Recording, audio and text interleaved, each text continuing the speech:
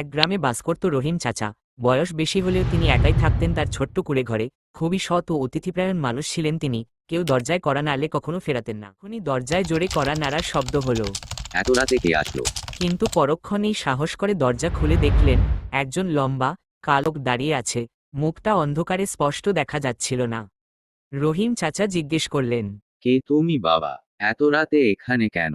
লোকটি কাঁপা কাঁপা গলায় বলল, আমি পথ হারিয়েছি চাচা, একটু আশ্রয় দিন। চাচা তাকে ভেতরে ডেকে বসালেন এবং গরম চা বানিয়ে খাওয়ালেন। কিন্তু সারা সময় লোকটি কথা কম বলছিল, মুখও ঘোমটায় ঢাকা ছিল।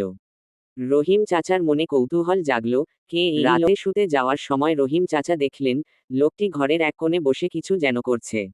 ধীরে ধীরে কাছে গিয়ে দেখলেন লোকটি আসলে তার টাকা পয়সার বাক্স খোলার চেষ্টা করছে। রহিম চাচা বিন্দুমাত্র রাগ করলেন না। তিনি বাক্স খুলে কিছু টাকা বের করে লোকটির হাতে দিয়ে বললেন, এভাবে ভুল পথে যেও না বাবা।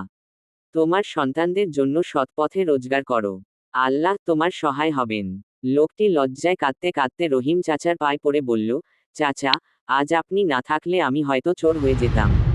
আপনার এই উপকার আমি কখনো ভুলব না। সেই রাতের অচেনা অতিথি পরদিন সকালে ভালো মানুষের মতো বিদায় নিল।